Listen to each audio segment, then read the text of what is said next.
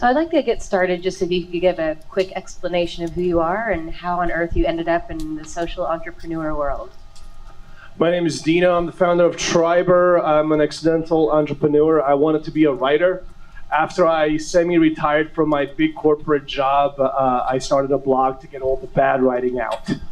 That's how it's done. Since I'm a geek and a former engineer, I started figuring out how to build an audience for my blog so I can roll it into a book and so on.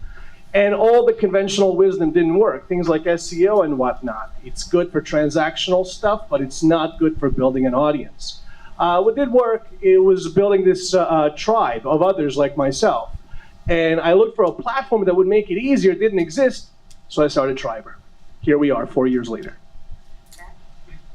I worked on Wall Street for a while, and then I lived on a sailboat for a year, and then I came back and I wanted to start a company. So I built a company called Sonar a couple years ago, which was a sort of app that would tell me that Laurie's sitting next to me. Occasionally it would tell you more serendipitous things. We had a couple million people using it. It was sort of a big hit down at South by 1 year. And then when I got done with that, I built another company called Switch, which we just raised a couple $1.5 million for. It's a basically Tinder for passive job seekers. So if there's anyone in the room that has a job that they're not happy with, you should check out Switch and download it. You can it's like Tinder but for jobs. You can connect right with people that are hiring for that position.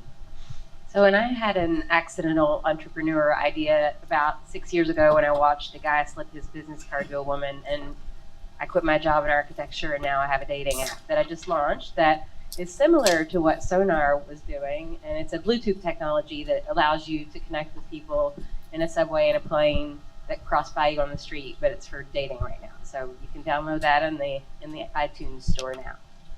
So my next question is, how is starting a social platform different now than it was 5 to 10 years ago?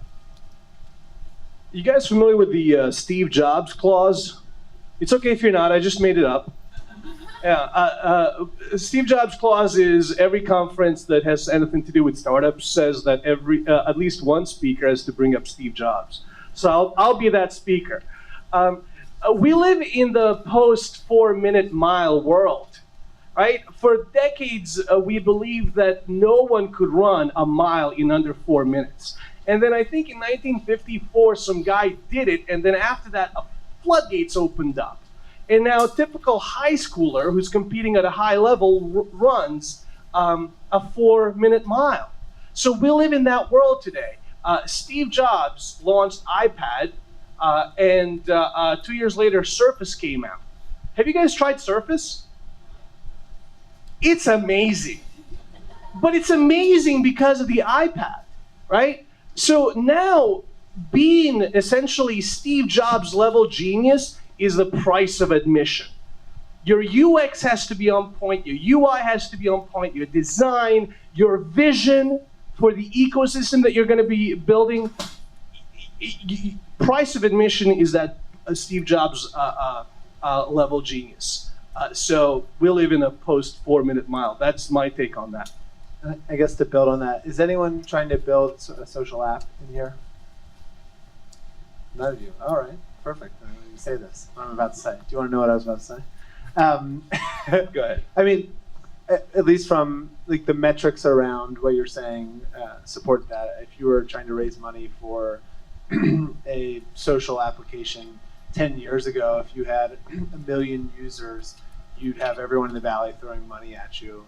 Whereas today, if your app hasn't scaled to 10 million users in the first 6 months, then people don't want to hear from you. So in that sense, things are infinitely more competitive than they were 10 years ago. Well, I think for those few people out there, what do you think is the most important thing in building a social platform to give them advice?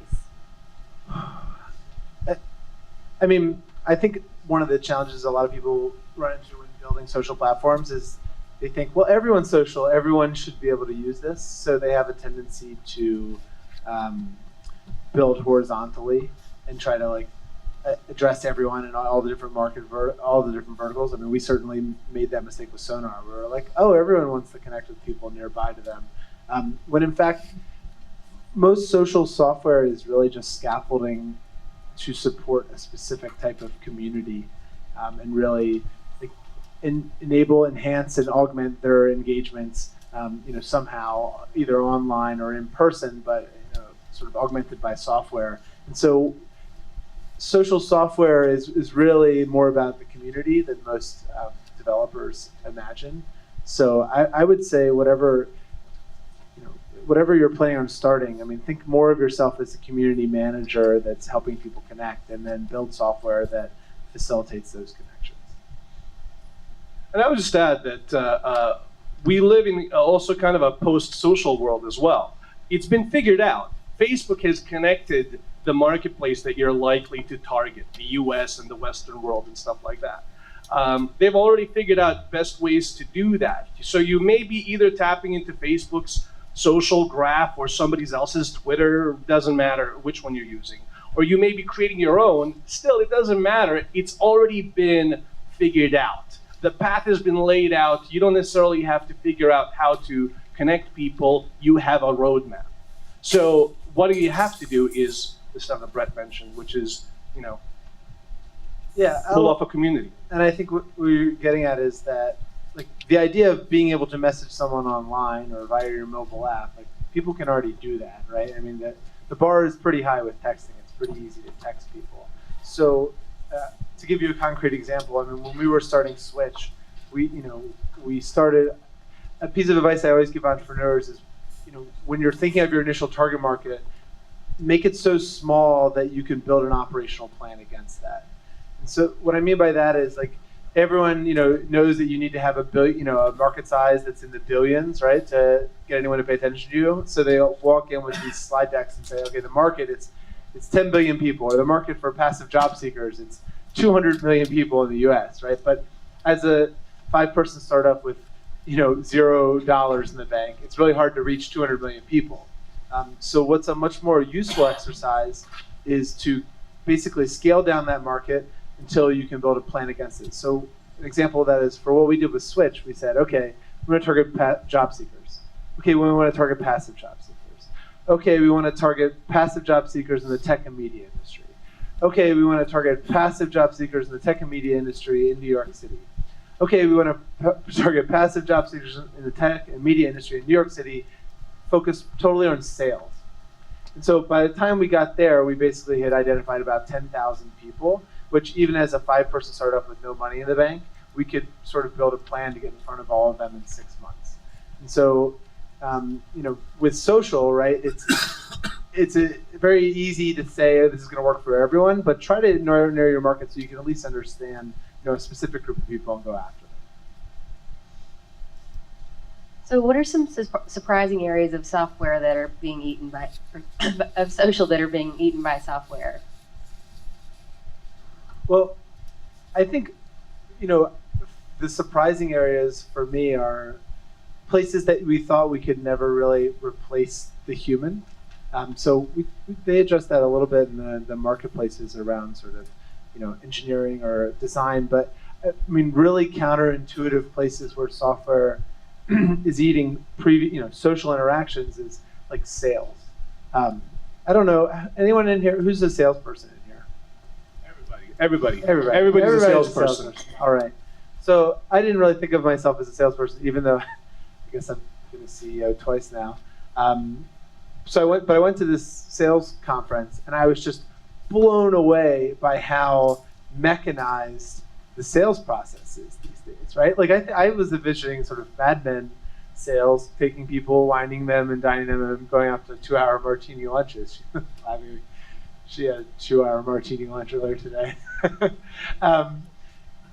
And I went into this conference and I was like, oh my God, this is amazing. Like, I have never seen such people so highly measured and quantified at every sort of piece of the sales funnel. And young, hungry, aggressive salespeople these days, they're not taking anyone out to 2-hour lunches. They're writing scripts to scrape the internet for tens of thousands of email addresses, writing email templates to dynamically change the content in the email based on whatever's relevant to the people they're writing to, paying, groups of people in India to vet the leads as they come in and have the initial first phone call and then automatically enter, the lunch meeting into their calendar. So they basically just wake up and have 10, either 10 lunch meetings or 20 half an hour calls over the course of a day. And so that to me is an example of something that, we thought of as uniquely human and impossible to, eat software to eat. And now it's just completely dominated and augmented by software. However, there's still, a human touch to it. It's just buttressed by software.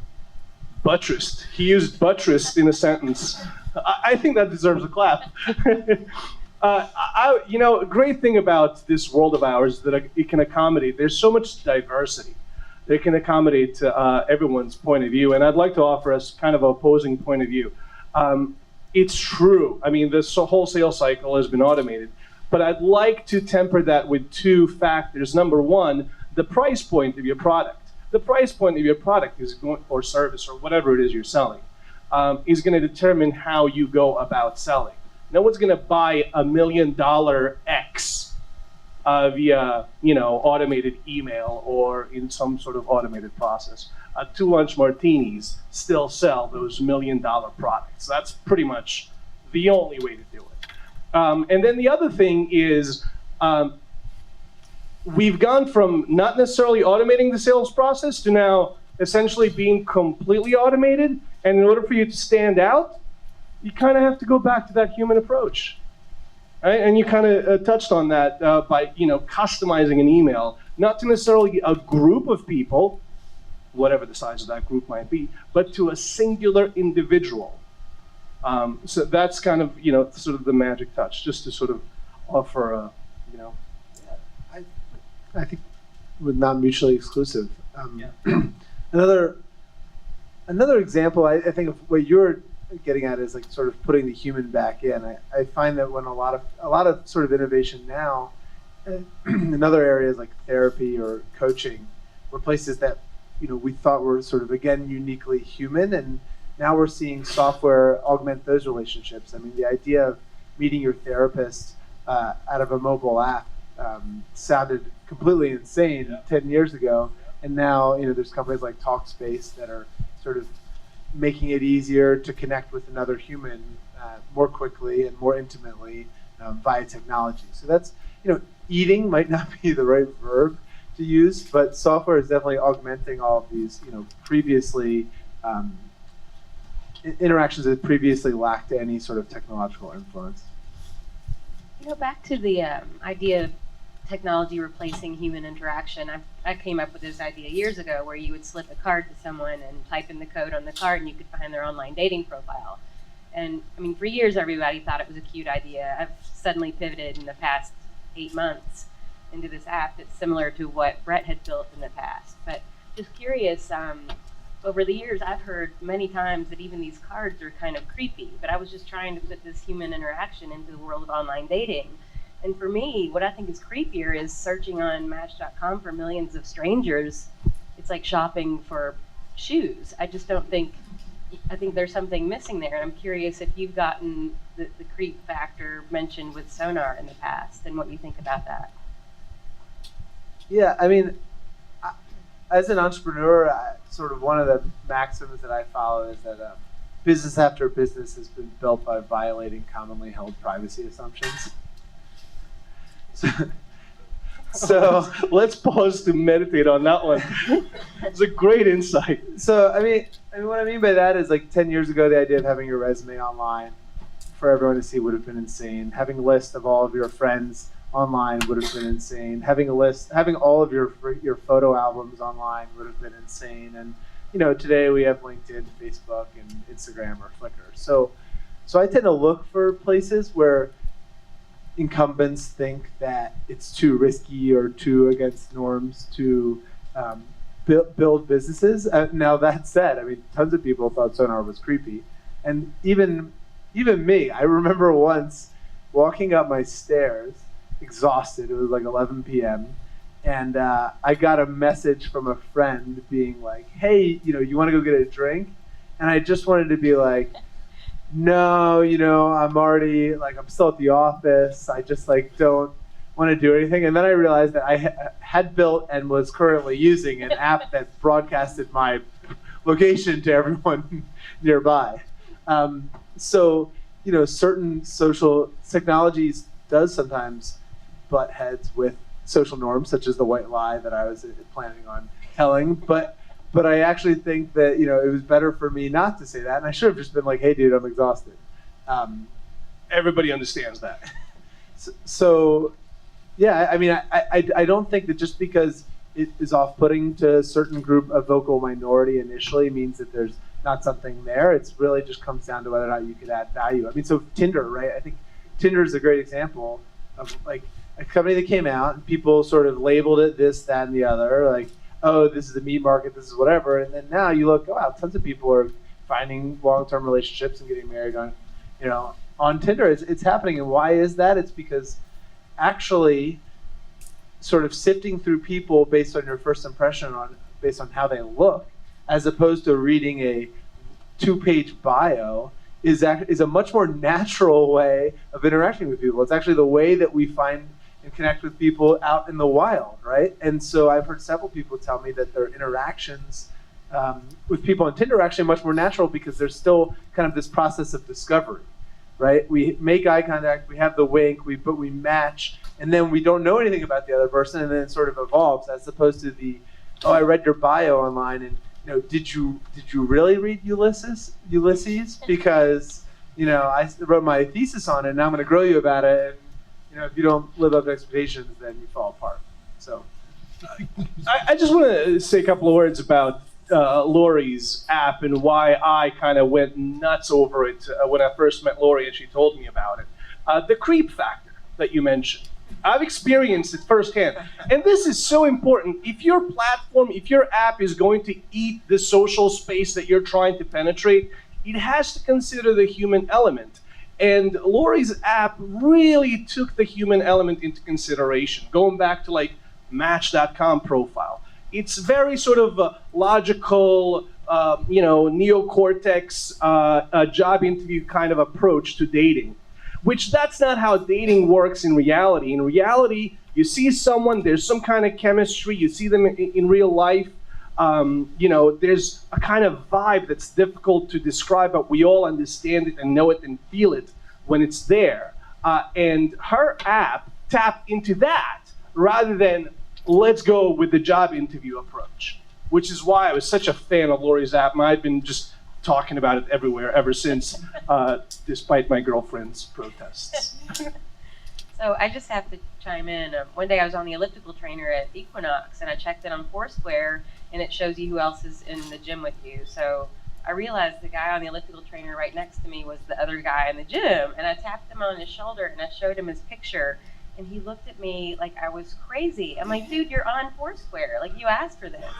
Anyway, my whole thing is back to if we're crossing paths with each other in a 30-foot radius and you pop up on my phone, I just think it's alerting you to get off of your phone and pay attention to what's around you because no one's looking up anymore.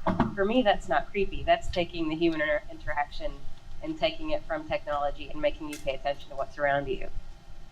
So I wanted to stop while we had 5 minutes left for Q&A. So anyone got a couple of questions for these amazing entrepreneurs sitting next to me? Where? Or even me? I'll just try to talk loud enough. Fred, you basically said something along the lines that you should find a specific group of people and go after them. My question to you is, and any one of you, how did you go after them? Do we do the $1 million martini? Do we first also target that list, send a blast email, see who responds, do a landing page? What's your ideology on that currently? And I'm sorry, I'm Natasha Green, hidden gems. Hi, Natasha. Hi. You want to talk about that? I can talk about it. First few hundred users of Triberr came from my blog. I was blogging, and I've built a community of readers, commenters, whose content I love. They loved my content, and those few hundred people became first few hundred users of Triberr, and then it just snowballed from there because the kind of growth is built into the system itself. You join, you build your own tribe. They join, they build their own tribes, and so on and so forth. So blogging, I'm a huge advocate of content and blogging and podcasting and whatever kind of content you're creating. That's how I've done it. If you're like me and you freeze up as soon as you stare at the blank page to write a blog post, for me, it's just asking everyone I know, every person I meet, if they know this certain type of person. So for me, I was, trying to connect with hiring managers and recruiters at companies, and just every single interaction I had, I would, at the end of it, be like, hey, do you know anyone who does this? And you'd be surprised how many people's sisters or cousins or best friends from college or, person from college that they haven't spoken to in 10 years, has that sort of connection. So that's, I think, a good way of just organically getting in front of the right type of people. Yeah, so my question's for Brett and Lori. So just on Sonar, just on Sonar and Cheat. So my question is, Happen is a dating app that's using similar technology, and Facebook has implemented certain technology with friends. So those seem to be more successful. Is there a difference between those things? Any lessons that you guys have learned as to why those have caught on quickly than your Sonar and Cheat? So Cheats is brand new. Like, we haven't even announced it to the press yet, so you can just hold your horses on that. But I'll tell you quickly that Happen works via GPS, so that means it's going to tell you when someone is on the 150th floor of a building, and my app will work when it's people within a 30-foot radius, so hopefully you won't miss them. I would also argue that Facebook is not successful at all. I mean, it's a very buried feature that very few people use. I don't think anyone. Yeah, that's right. And it doesn't work that well. Yeah, I don't think anyone is really to date. I mean, when Cheek rolls out, then you're gonna see something different. But I think to date, no one has really solved the hyper proximate. I see a cute girl on the other side of this room, and I want to, send her a message later today. It's not. I don't think anyone's figured it out yet. I'm going to answer your question, even though you didn't ask. It's ecosystem, right? That was Facebook's secret sauce. They already had billion-plus users, so whatever success they got it because they've already built this ecosystem, which goes back to the previous point. When you start your platform, you have to think about the future vision and the ecosystem you're going to build. And we're out of time. So, I'll be here all day. Thank you so much. Thank you, guys.